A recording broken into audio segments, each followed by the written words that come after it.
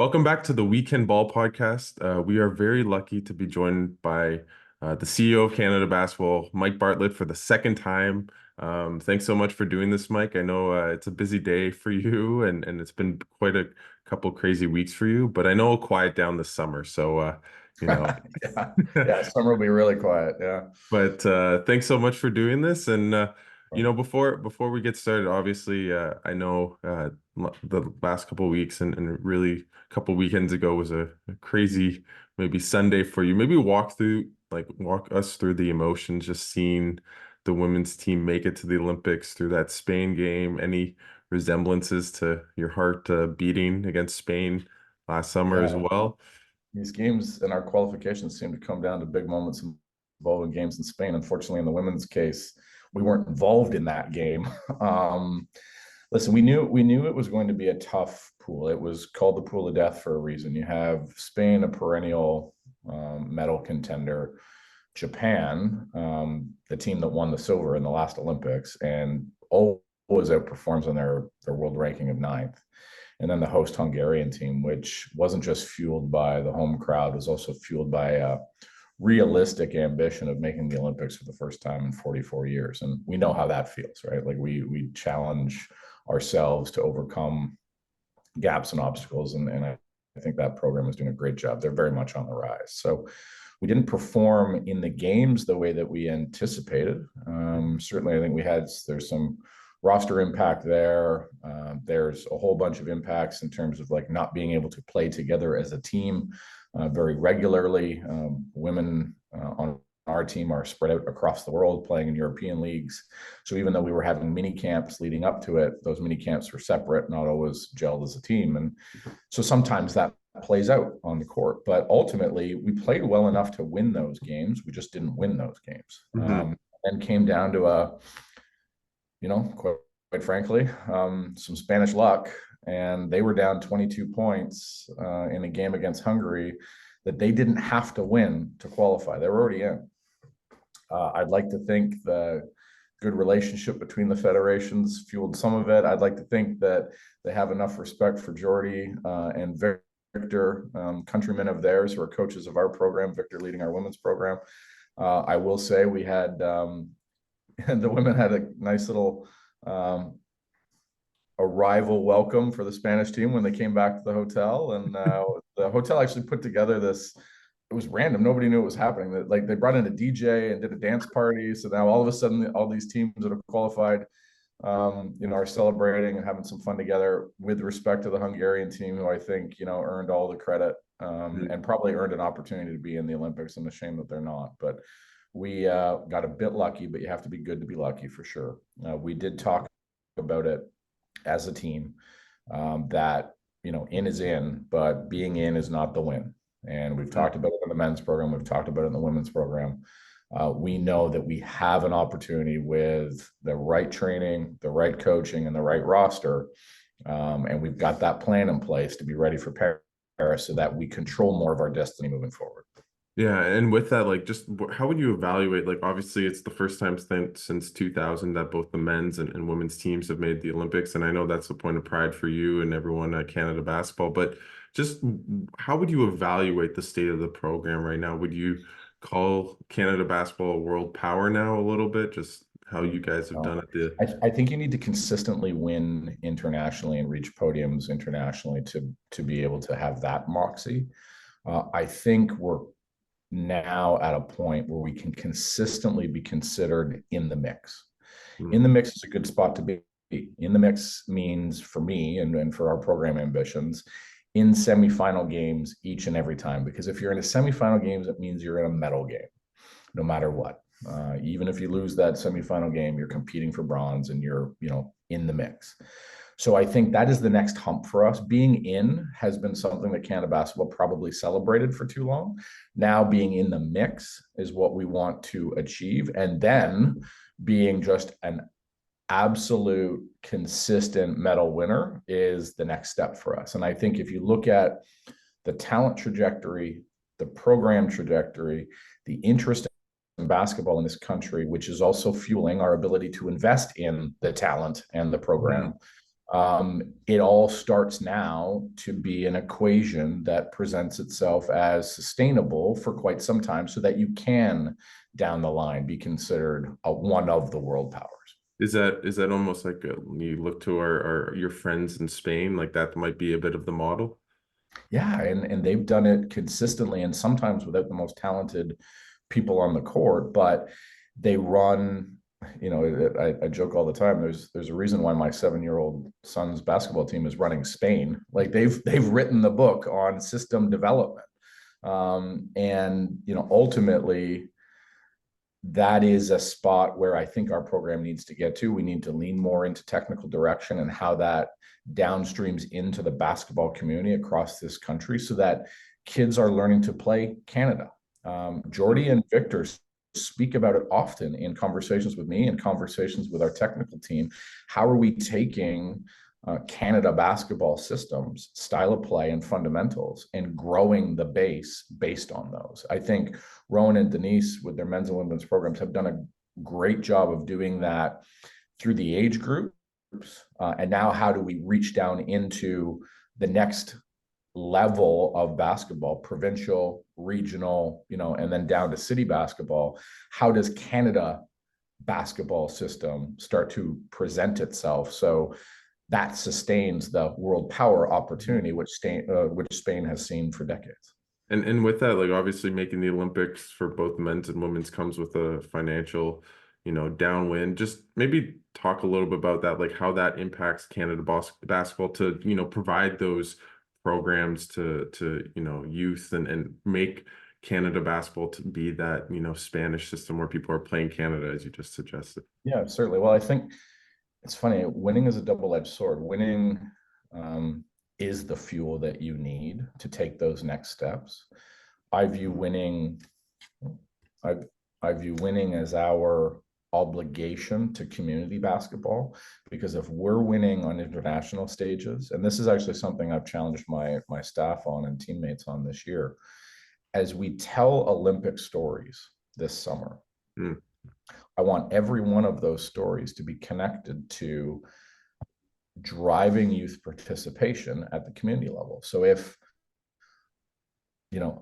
a young Canadian is watching us perform and consuming a story about us that we produce later, I also want it to be very easy.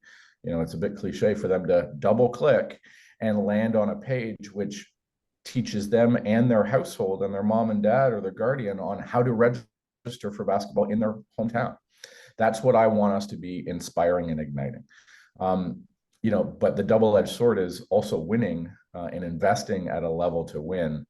It's really cumbersome financially. We do not have a system in Canada, a sport system and a sport funding system in Canada like they do in Europe. There's a story from, and you would have seen this, Alex, being at the World Cup, like Latvia, the Yeah. government of Latvia, Yeah. if you demonstrated that you bought a plane ticket and a game ticket to go to the World Cup games in Indonesia, the government wrote you a check back. We don't support sport like that in this country. And listen, I got to be very careful too. I'm not saying that is what our government should be focused on. There's a lot of social issues that trump the position of sport and the need for sport funding in this country. What I am saying is we have to be more innovative, I think, in working with public and private partnerships to recognize that it's not just every 4 years in the summer or winter Olympics. So I guess it's every 2 years on that alternate cycle that sport matters, that Canada pays attention to sport. There are a few sports, and I would argue basketball is one of them, that is always on and that is uniquely an engine for unity and gathering and pride in this country. Hockey has been it, soccer has been it, basketball is it now. So I think we need to be more creative in working with public and private partnerships to make sure that if the public expects that we're going to go to the Olympics and send the best athletes in Canada, who are some of the best athletes in the world, there are financial obligations associated with that government funding alone is not covering. I'm grateful for the brand partnerships that we've established, the donations that we've I'm kind of on my stump speech right now, but like the donations that we've received as well, because it is fueling our ability to do on court what everyone for decades has expected of us. Mhm. But it can only happen when you resource against it. That's the truth. Yeah, no, and you hit it on the nail. But what I'm interested is what you think about how just this Olympics with the men especially, and so many superstars like you talk about Shea and our friend mutual friend Matty Ireland. I think he'll appreciate the shout out. But the way he fell in love with Canada basketball was 2000 Steve Nash, and how do you think this summer could impact Canadians, the casual basketball fans here who love the Raptors but aren't Canada basketball fans? And How it's a great question, and I think the casual basketball fan is actually the opportunity here. The great news about the Olympics is that the casual sport fan who is proud of their country leans in to watch swimming, shot put, and basketball. The great news about the basketball vertical is we have a chance. Like the men's tournament tips off on the 27th, women's on the 28th, 3x3 on the 30th. We could have a Canadian basketball team playing every single day of the Olympics, captivating national attention, instigating national pride. And I do believe we are going to perform at a level where at some point during that tournament, there will be an Olympic moment created by basketball, created by our athletes that Canada will talk about for the next 10, 15, 20 years. I could name it on my hand, the Olympic moments that I remember whose floor I was sitting on, what bar I was in, what seat I was in, and who I was with. It's Ben's race, I was on my living room floor. Donovan's race, I was on my living room floor. The first hockey win in Salt Lake, I was at the local pub. And in 2010, I happened to be a fan in the stands when Sydney scored the goal. I could tell you those moments. I believe over the course of the next 2-3 Olympic cycles, Canada basketball is going to create that moment for this country, which will just galvanize what basketball means. I think it will support. I've talked a little bit about, we're benefiting from the CB effect. We're benefiting from the Raptor effect. I now want the Raptors and basketball in general soon to benefit from the CB effect. That should be something that we create for this game in this country. We haven't really been the catalyst for a CB effect. The Vince Carter effect, the Raptors championship effect, and the next one is ours. exactly. Hopefully, maybe a Canada USA game in the men's, women's would be Well, pretty we may. nice. Yeah. Good news is we get to manufacture one for before the Olympics down in Vegas. So we're excited about that July 10th matchup for You want to sure. maybe talk about like that game, but also just the preparations? Is there going to be a training camp? Is it going to be a joint camp? Just maybe talk a little bit about that. Yeah, we're still piecing it together right now. We've certainly got the straw dog ready, and we're looking to announce some of it officially near the tail end of March. But yes, we will have some training camp activities across Canada in certain marketplaces, men's and women's. The schedule doesn't line up that they'll be in the same city at the same time, but we will be in different cities at various points through June and July. The problem with a European-based game and most of the qualified teams being European teams to date or Asian-based teams is that bringing them to Canada or convincing them to come to Canada for friendlies is somewhat difficult. So we are going to have to path around Europe a little bit. As you've heard me say before, we are investing in preparation in a way that we haven't before. So those pre-competition friendlies are essential. We're lining up games against top 10 competition, men's and women's, to make sure, like we did for the World Cup this summer, we are ready when the official games tip off. So we're looking to do that, game in Vegas and then likely depart into Europe for the men and women, work our way through the European continent, and then finish off with some games, it looks like, in France just before the tip-off of the Olympic So Games. just to be clear, there probably won't be a game in Canada with like I the don't think so. We've got one idea that we're still tinkering okay. with, that we're looking at. What I will say is, and I know it's we haven't even lit the torch on Paris, and I'm already talking LA, but really cool opportunity if we do Yeah. our job between now and LA and book the teams for those games that we think.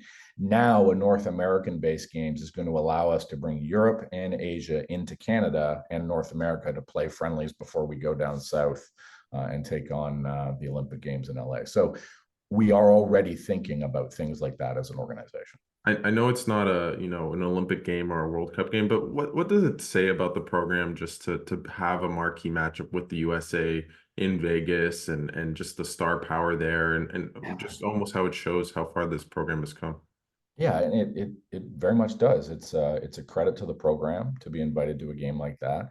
When you think about it's an NBA co-produced game. The NBA actually is producing Summer League and this game down in Vegas. So they recognize as an organization that Canada basketball is that next NBA dream team-esque opportunity, which also strengthens the brand of the NBA. I actually relate back to a December 2022, myself and Brian Cooper, our board chair, had some meetings with the NBA, Mark Tatum specifically, and we did a bit of a dog and pony show of putting up that dream team picture from 1992 Hmm. and recognizing that in 92 the NBA and David Stern specifically had a dream that the dream team would instigate future dream teams in other countries.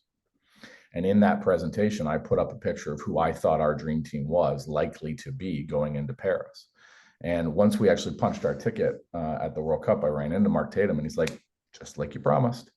And but that 92 moment in Barcelona has instigated what is now, like at the All-Star game, half the players on the court were international. And international basketball with the dream team as the catalyst in 92 has created, well, no, it didn't create it directly, but it instigated it, it inspired it, it was a catalyst for it. So when I think about now taking a team down to Las Vegas to take on USA's latest version of the dream team, and we're likely to take 11, 12 NBA players with us for that. That's exactly what the dream was in 92. And now we are starting to deliver on it ourselves. Yeah, my friend of my other podcast, Brian Windhorst, has kind of said a lot that the USA isn't the superpower they used to be, and hopefully we can see that at least for Canada and push them, and they beat them at the World Cup. Not the, They probably won't beat the exact same teams, but I want to ask a little bit about just going into the Olympics for the men's team, and obviously Jordi Fernandez did an amazing job this summer, but he might be a head coach, and I know you've been asked this question in various iterations. But like, if he gets a job, how like an NBA head coaching job, does that affect his, commitment to the program this summer? No. No, it's not something that we anticipate. If the call log is any indication, Jordy's thinking about Canada basketball almost daily. We talk to him often. And listen, as was Nick. I don't disagree and I don't discount that as well. And there are always some factors that we can't control. But the Olympic Games is also something that is ultimately respected and understood by NBA owners and NBA front offices. And thankfully, unlike the World Cup, it ends a lot sooner and doesn't really interfere with a lot of the NBA prep calendar preseason. So, whereas the World Cup was a bit more complicated that way. So, I think because it's the Olympic Games, and also because of the NBA lean into the Olympic Games as a priority, we feel very confident. Jordy should be a head coach in this league for sure, and Yeah. we hope to support him in that effort.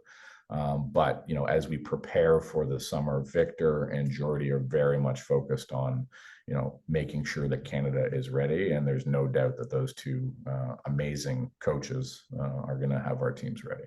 And you talked about bringing maybe 11, 12 NBA players to the Olympics. Just obviously there was the commitment back in 2021. Things have changed, different coach, players get injured. There's a lot of new rising stars that weren't really on the map at the time. Just how much for, Canada basketball, Rowan, Jordy, how much is it between kind of talent versus the guys who committed and just continuity from last summer? Like, how does that weigh in how you make the roster?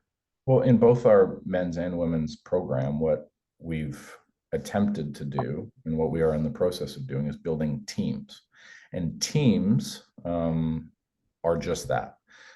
They are a mix of individuals that understand their role clearly and perform their role the best.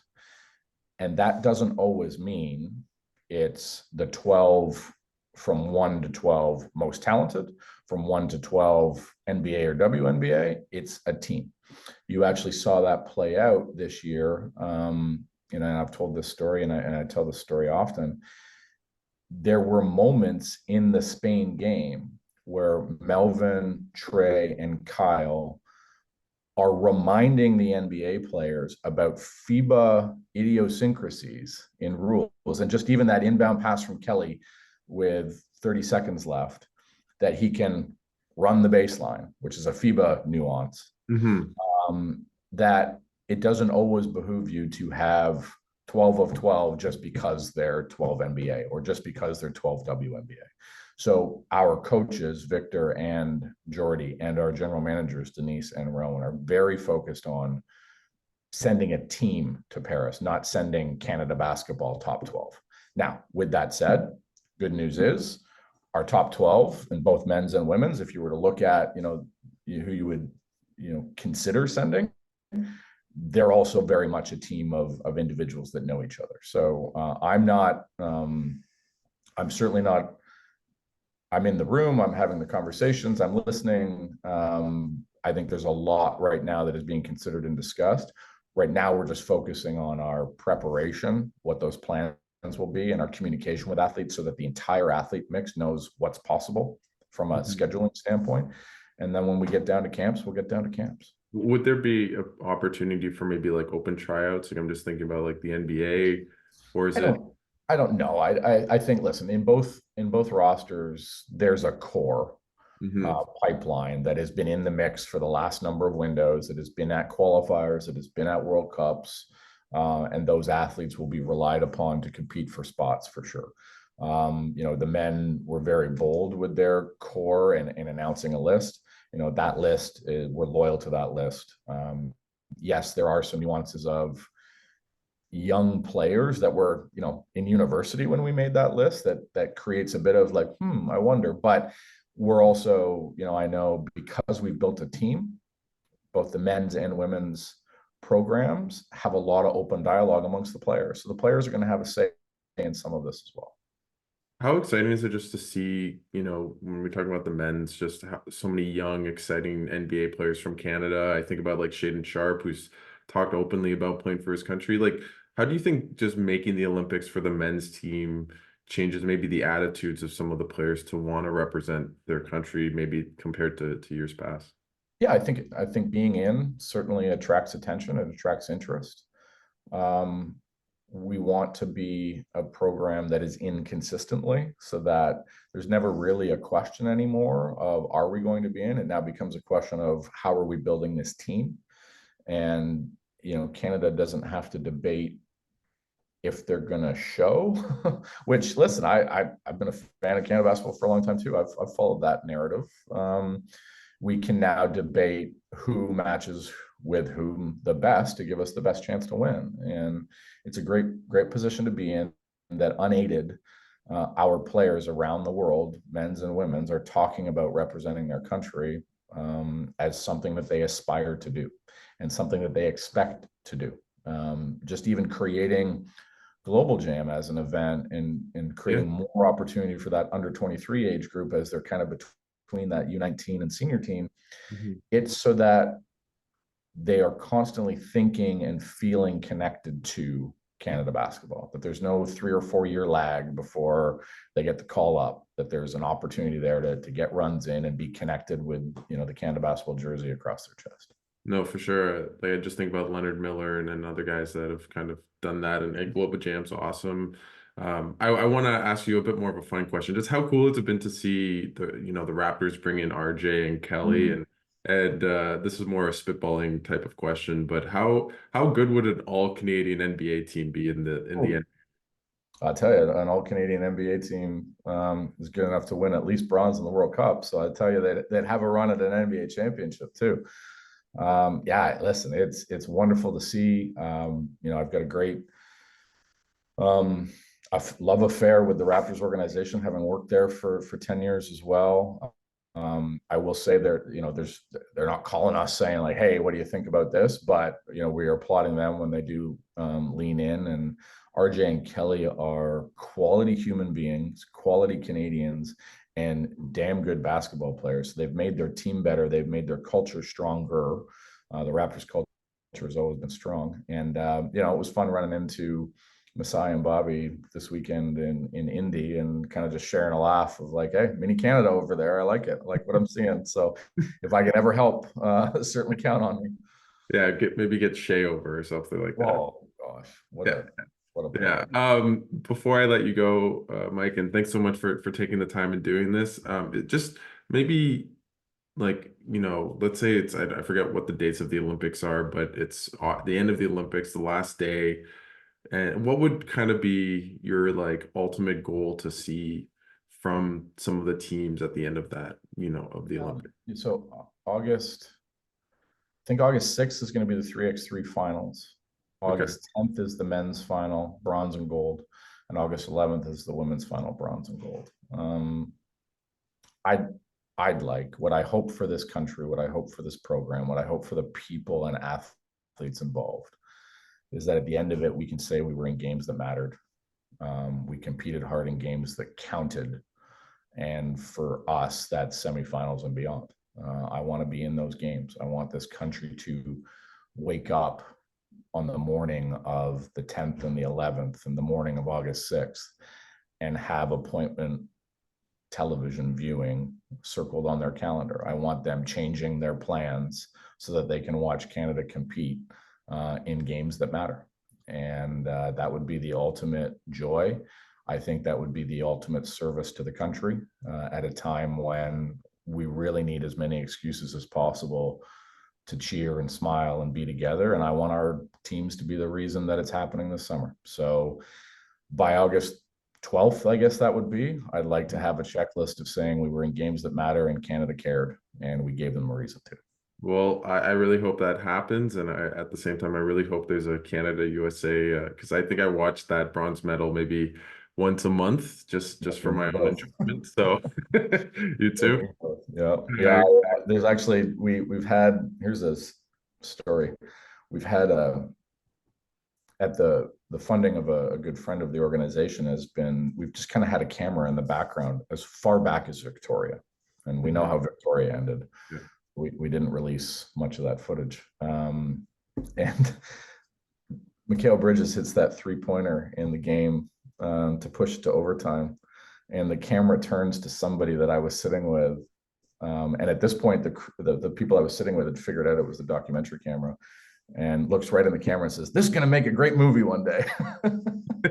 So yeah, I look forward to writing a pretty good ending to the Canada basketball movie for the last 4 years. It'll be fun.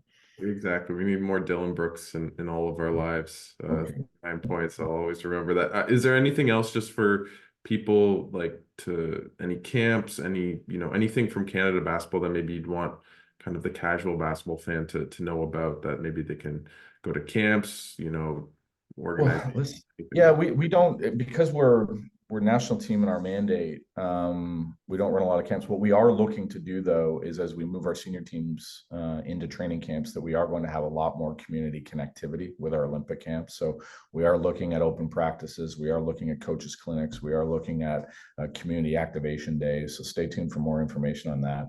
I will say, a shout out to our age group teams. Our women's age group program is now number 3rd in the world. Our men's are number 7.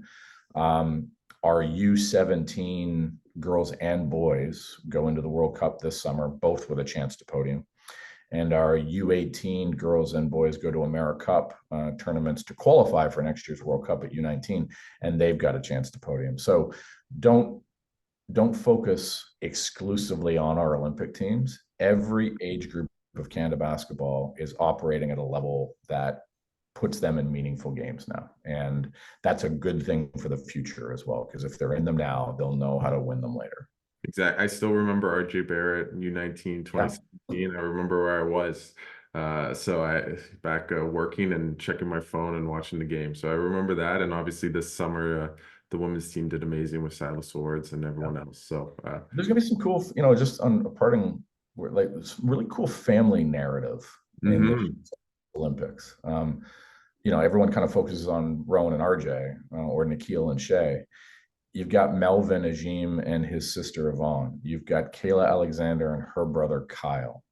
You've got Silas Swords, who's the daughter of Sean Swords, who was in the last Olympics with the men, and also has Savannah Swords, her younger sister, that's going to lead our U17 team to the world. So the family connection across Canada basketball is something I think we need to start to lean into those stories, because I think actually Canadians will connect with it really well. Yeah, no, for sure. And as you mentioned, like there's some underground stories that people might not know. And I think with both teams going to the Olympics, I think those might be highlighted a bit more and kind of a better stage. So, anyways, Not to mention Natalie Achon with her own family, captain of our team, bringing her son Mav into our competition and training camp environments. Us as an organization making sure that that's supported. It's stories like that we don't tell enough, but that's what we're building as a culture and as an invest in the people strategy here as an org. exactly. Well, thank you so much, Mike, for taking the time. Good luck today to Canada plays Nicaraguan qualifier. So thank you so much for taking the time and doing this. Absolute pleasure. Thanks for your support.